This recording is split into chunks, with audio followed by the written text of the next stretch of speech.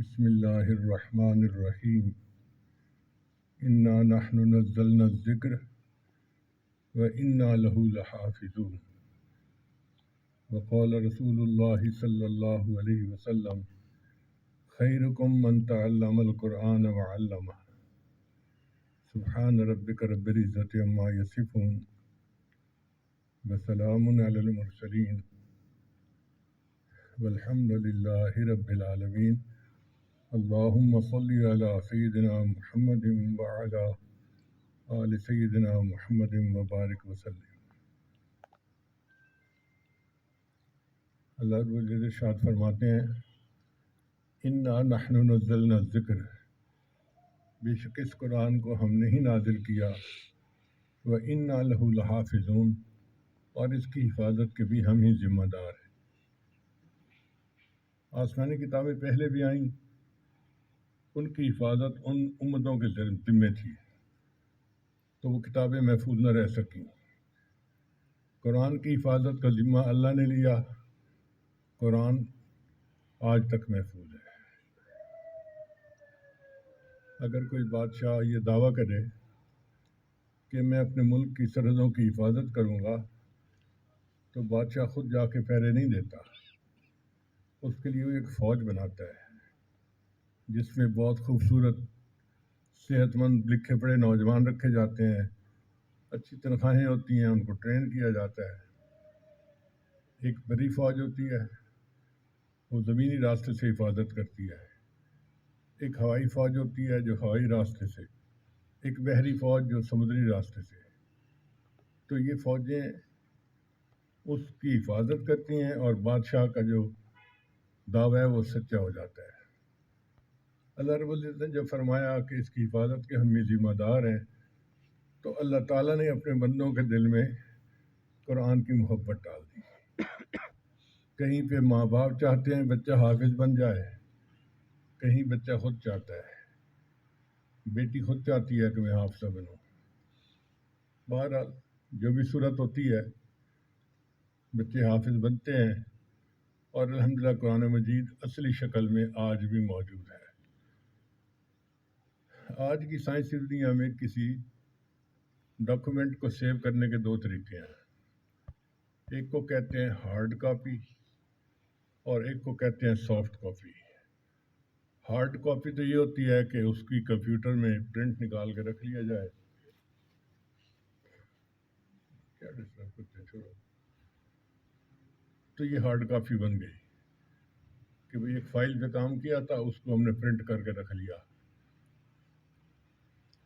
اللہ تعالیٰ نے قرآن مجید کی ہارڈ کاپی بھی بنوائی، وہ اس طرح کہ جب وحی اترتی تھی تو نبی علیہ السلام صحابہ میں سے بعض حضرات جو موجود ہوتے تھے ان کو بلا کے وحی لکھوا دیا کرتے تھے۔ ان کو کہتے تھے کاتبین وحی۔ وہ 16 کے قریب صحابہ تھے جن کو وحی لکھنے کی سعادت نصیب ہوئی۔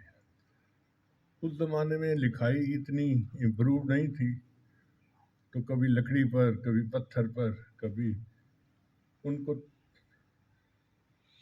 پارچہ کہتے تھے، پارچات کہتے تھے، اس کے اوپر لکھ دیتے تھے۔ وہ پارچات مختلف صحابہ کے پاس موجود تھے۔ جب نبی علیہ السلام نے پردہ فرمایا تو حضرت عمر رضی اللہ عنہ نے ابو بکر صدیق رضی اللہ عنہ کو یہ تجویز دی کہ وہ پارچات سرکاری تحویل میں لینے چاہیے، وہ پرسنل تحویل میں نہیں رہنے چاہیے۔ چنانچہ ابو بکر صدیق رضی اللہ عنہ نے ان کی بات سے اتفاق کیا اور حکم دیا کہ بھئی ایک کمیٹی بنی جس کے ایک صحابی جو ہے انچارج بنے، اور وہ سب حافظ تھے۔ ان کو کہا کہ ان پارچات کو اکٹھا کر کے ایک جگہ جمع کر دو۔ تو ابو بکر صدیق رضی اللہ عنہ کہلوائے جامع القرآن، قرآن کو جمع کرنے والے۔ اب اگلا مسئلہ تھا کہ یہ رکھوائیں کس کے پاس؟ تو ام المومنین میں حضرت حفصہ رضی اللہ تعالی عنہ جو ہیں ام المومنین، وہ لکھنا پڑھنا بھی جانتی تھیں اور قرآن مجید کی حافظہ بھی تھی۔ تو ان کو کہا گیا جی کہ یہ ذمہ داری آپ کی ہے۔ چنانچہ سارے پارچات ان کے پاس ان کے گھر میں محفوظ ہو گئے، اور کسی کی ایکسیس نہیں تھی کہ کوئی اس کو ٹچ بھی نہیں کر سکتا تھا۔ عثمان رضی اللہ تعالیٰ عنہ کے زمانے میں لکھائی امپروو ہو گئی تھی، اب چمڑے کے اوپر لکھنے کا کام شروع ہو چکا تھا، تو ان کو انہوں نے مشورہ دیا صحابہ نے کہ جی آپ ان سب پارچات کو کتابی شکل میں لے آئیں۔ چنانچہ انہوں نے اس زمانے میں مسلمانوں کے 9 صوبے تھے، 9 کاپیاں بنوائیں اور ان کو انہوں نے مختلف صوبوں میں بھجوا دیا۔ اس لیے عثمان غنی کو کہتے ہیں ناشر القرآن، قرآن کو نشر کرنے والے۔ ان کاپیوں میں سے 2 کاپیاں آج بھی دنیا میں موجود ہیں۔ ایک ترکی کا عجائب گھر ہے، وہاں پر موجود ہے، اور ایک تاشقند کا قلعہ شیخ مسجد میں قرآن مجید کا نسخہ موجود ہے۔ الحمدللہ میں نے یہ دونوں نسخے خود اپنی آنکھوں سے دیکھے ہیں۔ اب آپ اندازہ لگائیے کہ 1400 سال پہلے کا لکھا ہوا نسخہ آج بھی اصلی شکل میں دنیا میں موجود ہے۔ پہلے زمانے میں کاتب ہوتے تھے جو ہاتھ سے لکھتے تھے، ہر کتاب ہاتھ سے لکھی جاتی تھی کیونکہ پرنٹ نہیں ہوتے تھے، تو کاتبین نے بڑے کمال کیے، اتنی چھوٹی چھوٹی کاپیاں بنائیں قرآن کی کہ پتوں کے اوپر قرآن پاک لکھا۔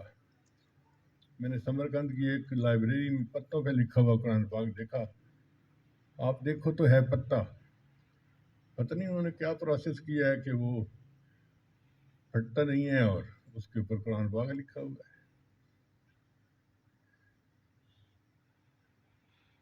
پھر ایک قرآن مجید لوہے کی چادر کے اوپر لکھا ہوا، یعنی 4 فٹ بائی 8 فٹ کی جو شیٹ ہوتی ہے نا لوہے کی بڑی، اس کے اوپر کھود کر قرآن پاک لکھوایا۔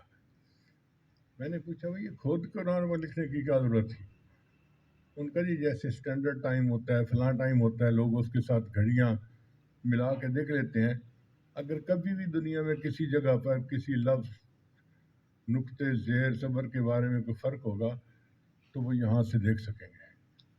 وہ جو شیٹیں تھیں وہ نیچے سے لے کے چھت تک جو ہے انبار لگا ہوا تھا، تو قرآن مجید پتوں پہ بھی لکھا گیا، کاغذ پہ بھی لکھا گیا، لوہے کی چادروں پہ بھی لکھا گیا، بلکہ ایک کاتب نے تو چاول کے ایک دانے پر سورہ قل واللہ احد اخلاص پوری لکھ دی۔ آپ دیکھیے کتنا کمال کیا ہوگا اس نے کہ چاول کے دانے پر سورہ اخلاص لکھ دی۔ تو کاتبین کے اس قسم کے بہت سارے واقعات موجود ہیں۔ ایک واقعہ سن لیجئے، ایک کاتب تھا، وہ سوچتا تھا کہ میرے پاس یہودی آتے ہیں کتاب لکھوانے کے لیے، عیسائی آتے ہیں، مسلمان آتے ہیں، اور سب کہتے ہیں جی ہم سچے ہم سچے ہم سچے، تو پتہ تو کرے سچا کون ہے۔ تو بیوی سے بیٹھا ڈسکس کر رہا تھا، اس نے کہا ایسے کرو تم ایک کتاب لو اور اس میں کوئی تبدیلی کر دو، اور ان کو پتہ چلتا ہے کہ نہیں چلتا، اگر نہیں چلتا تو اس کا مطلب ہے کہ یہ جھوٹے ہیں، اور اگر پتہ چل جاتا ہے تو اس کا مطلب ہے یہ سچے ہیں۔ چنانچہ پہلے اس کو یہودی سے ایک کتاب لی تورات، اس میں چند جگہ پر اس نے تبدیلیاں کی، اور پھر ایک ان کا جو ربائی تھا، یہودی مولوی کو ربائی کہتے ہیں، اس کو کہا جی کہ اس سے آپ تعلیم دیا کریں، میں نے بڑے شوق سے لکھا ہے۔ 1 سال تک وہ اس کتاب سے تعلیم دیتا رہا اور اس کو پتہ نہ چلا کہ اس میں کوئی تبدیلی ہے یا نہیں ہے، اس نے سمجھ لیا کہ یہ جھوٹے لوگ ہیں۔ پھر اس نے بائبل لی، اس میں بھی تعریف کی، اور پھر ایک پادری کو دی کہ جس سے تعلیم دیا کریں۔ وہ پادری ہر اتوار کے دن اس سے تعلیم دیتا، 1 سال تعلیم دیتا رہا، اس کو پتہ نہ چلا۔ پھر اس نے مسلمانوں سے قرآن مجید لیا، اور اس میں 9 جگہ سے اس نے الفاظ بدلے، نام بدلے، فلاں بدلے، فلاں بدلے۔ ایک مولانا کو دیا، کہ جی آپ ذرا اس کو پڑھیں دیکھیں، میں نے بڑے شوق سے لکھا ہے۔ 3 دن کے بعد وہ مولانا آئے، دروازہ کھٹکھٹایا، کاتب صاحب آپ نے جاگتے میں قرآن لکھا تھا یا سوتے میں لکھا تھا؟ تو جی میں نے تو جاگتے میں لکھا تھا۔ کیسے لکھا تھا؟ آپ نے غلطیاں کی ہیں، کہاں کی ہیں؟ اس نے ایک ایک غلطی اس کو بتا دی کہ 9 جگہ پر غلطیاں تھیں، کاتب نے کلمہ پڑھا، مسلمان ہو گیا۔ کہ قرآن مجید محفوظ کتاب ہے، اس کے اندر غلطی قرار نہیں پکڑ سکتی۔ پرنٹ میں غلطی ہو سکتی ہے زیر زبر نقطے کی، مگر وہ قرار نہیں پکڑے گی کبھی، فوراً اس کو پہچان لیا جائے گا اور بتا دیا جائے گا کہ یہ غلطی ہے۔ خیر یہ تو پرانی بات تھی، بات چل رہی تھی قرآن مجید کی پرنٹ کرنے کی۔ سب سے پہلے ایک بزرگ تھے رشیا کے، ان کا نام تھا حمزہ بے۔ انہوں نے رشیا میں قرآن مجید کو پرنٹ کیا، پھر ہیمبرگ میں جرمنی میں قرآن مجید کو پرنٹ کیا گیا، اور پھر تو سلسلہ ہی چل نکلا نا۔ آج پوری دنیا میں قرآن مجید کے کروڑوں نسخے موجود ہیں۔ جس گھر میں چلے جاؤ، جس مرکز میں چلے جاؤ، جس مسجد میں چلے جاؤ، آپ کو ہر جگہ ایزیلی اویلیبل ہوگا قرآن مجید۔ اللہ تعالیٰ نے اس کو اتنا محفوظ کیا اور اتنا پھیلا دیا ہے، الحمدللہ ثم الحمدللہ۔ اس قرآن مجید کو ختم کرنے کے لیے بڑی کوششیں کی گئیں، چنانچہ ایک کوشش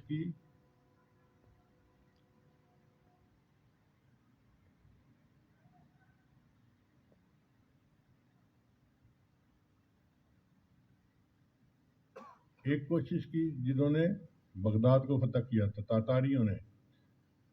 انہوں نے کیا کیا کہ بغداد کو فتح کرنے کے بعد جتنے قرآن مجید تھے سب کو دریا میں ڈال دیا۔ دریا کا پانی 1 مہینے تک کالا ہو کے چلتا رہا، کیونکہ سیاہی سے لکھے ہوئے قرآن تھے، پرنٹ تو تھے نہیں، تو سیاہی دھل جاتی تھی۔ ان کی نظر میں انہوں نے قرآن کو ختم کر دیا تھا۔ اتنے قرآن مجید انہوں نے دریا برد کیے، مگر قرآن مجید پھر بھی محفوظ رہا۔ پھر اس کے بعد دوسرا حملہ کیا دہریوں نے، کمیونسٹوں نے۔ انہوں نے قرآن مجید کو ختم کرنے کے لیے عجیب تماشا کیا۔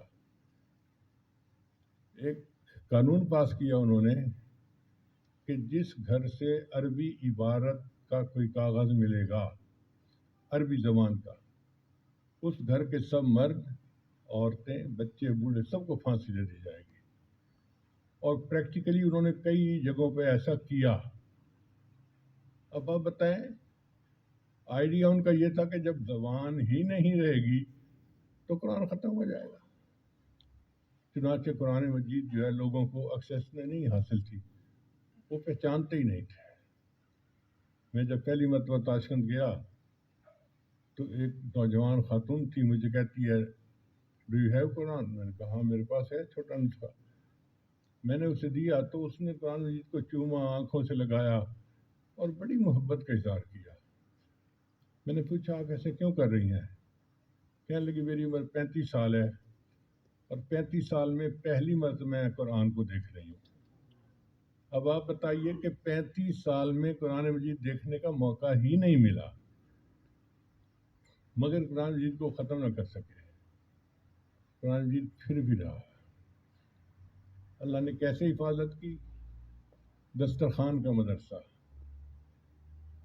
مدرسہ عمارت کا نام نہیں ہوتا، استاد اور شاگرد کا نام ہوتا ہے۔ وہ درخت کے نیچے بیٹھ جائیں تو وہ مدرسہ، عمارت کے نیچے بیٹھ جائیں وہ مدرسہ، کھلے میدان میں بیٹھ جائیں تو وہ مدرسہ۔ سمرقند کے مفتی اعظم تھے، میں نے ان سے پوچھا جی آپ نے بخاری شریف کہاں پڑھی؟ ان کا جی میں نے اپنے والد سے پڑھی۔ میرے والد صاحب حافظ البخاری تھے۔ جب انقلاب آیا تو ان کو یقین تھا کہ مجھے پھانسی دے دی جائے گی، تو انہوں نے اپنے آپ کو کھیتی باڑی کے اندر مصروف کر دیا۔ ہر وقت ٹریکٹر چلاتے رہتے، ہر وقت لوگوں میں مشہور ہو گیا کہ اس بندے کو تو بس ٹریکٹر چلانے کا کریز ہے۔ رات کو دیر سے گھر آتے ٹریکٹر بند کر کے، اور صبح اٹھ کے پھر ٹریکٹر چلانے چلے جاتے۔ وہ ہر وقت کھیتی باڑی میں ہی لگے رہتے تھے، کسی کا دھیان ہی نہیں گیا۔ کہنے لگے جب رات کو وہ 12-1 بجے آتے تو میری والدہ گھر کے اندر دسترخوان جو ہے تیار رکھتی کھانے کے لیے، ہم سب دسترخوان پہ بیٹھ جاتے، اور میرے والد صاحب مجھے زبانی بخاری شریف کی حدیث پڑھا دیتے تھے، اور میں ان سے سن کے یاد کر لیتا تھا۔ ہمارے ہاں دروازے کو تالا نہیں لگا سکتے تھے، چونکہ پولیس پیٹرولنگ کرتی تھی، اور وہ کبھی بھی کہیں بھی کسی وقت اچانک جا سکتے تھے کہ کیا ہو رہا ہے۔ تو کئی دفعہ پولیس آئی، کیا کر رہے ہو بھائی؟ وہ جی کھانا کھا رہے ہیں۔ وہ چلے جاتے، اور میرے والد صاحب ہمیں بخاری شریف پڑھاتے۔ میں نے سبکن شروع سے لے کے آخر تک اپنے والد سے قرآن مجید بخاری شریف پڑھی ہے۔ اللہ تعالیٰ نے اس طرح کتابوں کی حفاظت فرمائی۔ ایک جگہ میں رشیا میں گیا، تھوڑی دیر انہوں نے بیان کیا تو چھوٹے چھوٹے بچے آگے بیٹھے ہوئے تھے۔ ان کے والد نے کہا کہ جی مسجد کے سامنے ہمارا گھر ہے، ایک کپ چائے کا ہمارے ساتھ پی لیں۔ ٹھنڈ ویسے بھی بہت تھی وہاں، تو میں نے کہا ٹھیک ہے، بہت اچھا۔ اور مجھے کوئی بیماری کا عذر بھی نہیں تھا، اس وقت میں چلتا پھرتا تھا، ویل چیئر پہ نہیں تھا۔ میں نماز کے بعد وہاں چلا گیا۔ اب بچے آگے بیٹھے ہوئے ہیں، پیچھے ان کے والدین بیٹھے ہوئے ہیں، اور پیچھے ان کی عورتیں کھڑی ہوئی ہیں۔ تو میں نے ایک بچے سے پوچھا کہ بچہ آپ کیا کرتے ہو؟ تو اس کے والدین جواب دیا جی یہ قرآن پڑھتا ہے۔ میں نے کہا اچھا۔ تو میری جیب میں جو نسخہ تھا جیبی، وہ میں نے نکالا، ایک جگہ انگلی رکھ کے اس کو کہا کہ پڑھو یہاں سے۔ وہ کبھی میرا منہ دیکھے، کبھی قرآن کو دیکھے۔ میں نے کہا بچے پڑھو یہاں سے۔ وہ کبھی قرآن پاک کو دیکھے، کبھی میرا منہ دیکھے۔ 30 دفعہ میں نے کہا یہاں سے پڑھو والذین جاہدوا فینا۔ ایک لفظ پڑھنے کی دیر تھی، بچے نے پڑھنا شروع کر دیا اور پڑھتا جا رہا تھا۔ تو میں نے کہا کیا مسئلہ ہے؟ اس کے والد نے کہا کہ حضرت ہمارے پاس لکھا ہوا قرآن مجید نہیں ہے، ہم مدرسے نہیں بنا سکتے۔ اگر کوئی حافظ درزی ہوتا ہے نا، تو ہم بچے کو سلائی سیکھنے کے بہانے اس کے پاس بٹھاتے ہیں، جی شاگرد ہے، وہ سلائی بھی سیکھتا رہتا ہے، اور استاد اس کو روزانہ 1-2 آیتیں جو ہے وہ یاد بھی کرواتا رہتا ہے، وہ بچہ یاد کرتا رہتا ہے۔ اندھے بندے کی طرح اس نے کبھی قرآن دیکھا ہی نہیں، اور وہ قرآن کا حافظ بن جاتا ہے، مگر قرآن پاک کو ناظرہ پڑھنا نہیں جانتا، کیونکہ دیکھا جو کبھی نہیں، پڑھا جو کبھی نہیں۔ تو اللہ نے اپنے کلام کی حفاظت ایسے بھی فرمائی کہ ایک ایک بندے کو اللہ نے یہ سعادت دی کہ وہ قرآن مجید کا ناظر خواں تو نہیں ہے، حافظ بن گیا۔ ہر دور اور ہر زمانے میں لاکھوں مرد اور لاکھوں عورتیں قرآن مجید کے حافظ اور مرد موجود ہے۔ دنیا میں ایک دن ایسا نہیں گزرا، رات ایسی نہیں گزری کہ دنیا میں کہیں کوئی قرآن کا حافظ نہ۔ تو قرآن مجید اصلی حالت میں آج بھی موجود ہے۔ اب اگلی بات سنیے کہ جرمنی کی یونیورسٹی ہے میوخ یونیورسٹی، اس کا ایک ڈپارٹمنٹ ہے، اس کو کہتے ہیں تھیولوجیکل ڈپارٹمنٹ۔ جیسے ہمارے ہاں اسلامک اسٹڈی ڈپارٹمنٹ ہوتا ہے نا، تو ان کے ہاں دین کا ڈپارٹمنٹ اس کو تھیولوجیکل ڈپارٹمنٹ کہتے ہیں۔ اس نے کہا جی کہ ہم ہمیشہ سنتے ہیں مسلمان کہتے ہیں ہمارا قرآن محفوظ، ہمارا قرآن محفوظ، ہم ذرا اس کو ویریفائی تو کریں۔ انہوں نے $50 ملین کا بجٹ اس کے لیے مخصوص کیا، ایک بڑی عمارت دی، اور لوگوں کو کہا جی کہ آپ لوگوں نے ویریفائی کرنا ہے کہ قرآن مجید محفوظ ہے یا نہیں۔ اب وہ مل بیٹھے جی کیسے کریں؟ ان کا جی دیکھو ہر ملک میں ہماری ایمبیسی ہے، ہم اپنی ایمبیسی کے ذریعے مختلف ملکوں کے مختلف شہروں سے، مختلف دیہاتوں سے قرآن مجید کے چھوٹے بڑے نسخے خریدتے ہیں۔ 40,000 نسخے انہوں نے خریدے۔ ان کا گمان یہ تھا کہ 40,000 نسخوں میں کہیں نہ کہیں کوئی نہ کوئی تو فرق نکل آئے گا، اور نکل آیا تو ہم پروپیگنڈا کریں گے کہ قرآن محفوظ نہیں ہے۔ ان کو 3 سال لگے، ایک صفحے کو وہ اسکرین کے اوپر ڈسپلے کرتے اور سب کو کہتے کہ جی بتاؤ یہ لفظ کیسا ہے، یہ کیسا ہے، یہ کیسا ہے، یہ کیسا ہے۔ ایک ایک لفظ کو ویریفائی کرتے کرتے 3 سال کے بعد وہ اس نتیجے پر پہنچے کہ 40,000 قرآن میں سے کسی ایک لفظ کا بھی فرق نہیں تھا۔ اِنَّا نَحْنُ نَزَّلْنَا الذِّکْرَ وَإِنَّا لَهُ لَحَافِظُونَ، بے شک اس قرآن کو ہم نے نازل کیا اور اس کی حفاظت کے ہم ہی ذمہ دار ہیں۔ 1992 کی بات ہے یا 93 کی، میں اس وقت امریکہ میں تھا، تو وہاں پہ ایک تنظیم بنی وحدت ادیان کے نام سے۔ وحدت ادیان کا مطلب وہ کہتے تھے جی کہ سب دین ایک ہیں، ہم ایک ہو کے رہیں۔ ہے تو بہت اچھا دھوکہ، مگر اندر خانے وہ اصل میں اسلام کے خلاف سازشیں کرتے تھے۔ چنانچہ جو عالم وہاں جاتے تو سب مل ملا کے ان کو بہت ذلیل کرتے۔ اگر کوئی دنیا کا لکھا پڑھا گیا ہے تو اس سے دین کی باتیں پوچھتے، کوئی دین کا پڑھا لکھا گیا ہے تو اس سے سائنس کی باتیں پوچھتے، کوئی سائنس اور وہ پڑھا لکھا گیا ہے تو اس سے روحانیت کی باتیں پوچھتے۔ اب پریشان ہو جاتے لوگ کہ جی ہم کریں تو کیا کریں۔ سب نے جواب دے دیا۔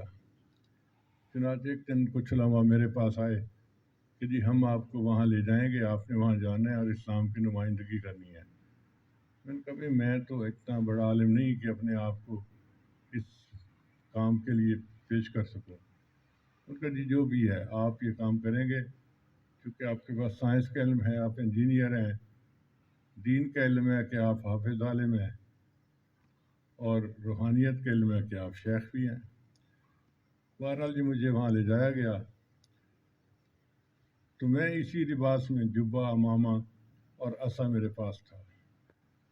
میں وہاں گیا، میرا تعارف انہوں نے کروایا تو میں نے ان کو اپنا نام احمد بتایا۔ میرا مقصد میں تھا کہ ان کے نام پہ کم از کم احمد کا نام تو آئے گا نا۔ انہوں نے پوچھا جی آپ کا نام کیا ہے؟ میں نے کہا میرا نام احمد ہے۔ لو جی شروع ہوا۔ اب میں نے دیکھا کہ واقعی وہ ایسے ہی تھا، روائی بھی بیٹھا تھا، پادری بھی بیٹھا تھا، اور باقی مذاہب کے لوگ بھی بیٹھے تھے۔ سب اکٹھے ہو جاتے اور ان کا ٹارگٹ تھا کہ مسلمان کو کسی طرح لیٹ ڈاؤن کیا جائے۔ بہرحال پہلی میٹنگ کے بعد مجھے جب سمجھ لگ گئی کہ ان کی ترتیب کیا ہے تو مینٹلی میں بھی پریپیئر ہو گیا۔ اب جب میٹنگ ختم ہوئی نا تو جو سیکرٹری تھا اس نے کہا جی کہ اگلی میٹنگ کا ایجنڈا کیا ہوگا۔ میں نے کہا دیکھیں اگلی میٹنگ کا ایجنڈا یہ ہوگا کہ ہر دین والا اپنی کتاب کی تلاوت کرے گا اور ہم سنیں گے۔ اس کو تو یہ بہت پسند آئی، چنانچہ طے ہو گیا۔ اب جب اگلی میٹنگ ہوئی تو اس نے مجھے کہا کہ مسٹر احمد آپ نے تجویز دی تھی، اب آپ جو ہیں وہ اپنی کتاب کی تلاوت کریں۔ میں ذہن بنا کے گیا تھا کہ میں نے ان کے سامنے سورہ فاتحہ کی تلاوت کرنی ہے، کیونکہ نبی السلام نے فرمایا کہ جتنا کچھ پہلی کتابوں میں تھا وہ قرآن مجید میں آ گیا، جتنا قرآن مجید میں تھا وہ سورہ بقرہ میں آ گیا، جتنا سورہ بقرہ میں تھا وہ سارا کا سارا سورہ فاتحہ میں آ گیا۔ اس لیے اس کو کہتے ہیں فاتحۃ الکتاب، اوپننگ چیپٹر آف دی بک۔ تو یہ فاتحۃ الکتاب جو ہے نا یہ وہ سمری ہے تمام کتابوں کی تعلیمات کی۔ تو میں نے ان کے سامنے سورہ فاتحہ تلاوت کی اور اس کا ترجمہ کر دیا۔ میرے آگے عیسائی بیٹھا تھا، اب اس کی باری تھی۔ اس نے بائبل اٹھائی اور پہاڑی کا آواز جو ہے وہ چیپٹر پڑھنا شروع کر دیا۔ جب اس نے پڑھا تو میں نے اس سے پوچھا جی کہ آپ بتائیں کہ بائبل انگریزی زبان میں نازل ہوئی؟ اس نے کہا نہیں، عبرانی میں۔ تو میں نے کہا آپ تو انگریزی پڑھیں گے، کتاب تو نہ ہوگی۔ اب وہ پریشان ہو گیا۔ اس کے آگے ربائی بیٹھا تھا، وہ بہت ہی کانٹا آدمی تھا.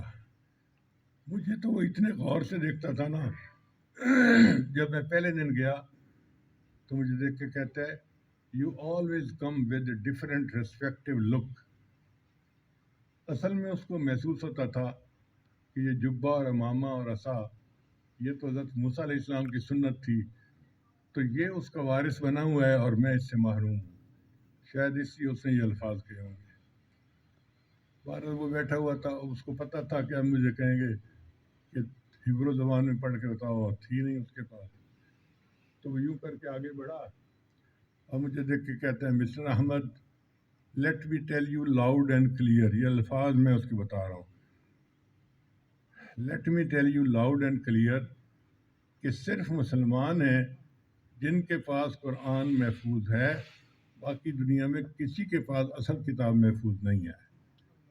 میں نے دل میں کہا انا نحن نزلنا الذکر و انا لہ لحافظون. بے شک اس کتاب کو ہم نے ہی نازل کیا اور اس کی حفاظت کے بھی ہم ہی ذمہ دار ہیں. اگر آپ اس آیت پہ غور کریں نا تو اس میں ہم نے کا بڑا تکرار آتا ہے. انا ہم نے، نحنو ہم نے، نزلنا ہم نے نازل کیا. یہ اتنا بار بار کیوں ہے انا انا انا؟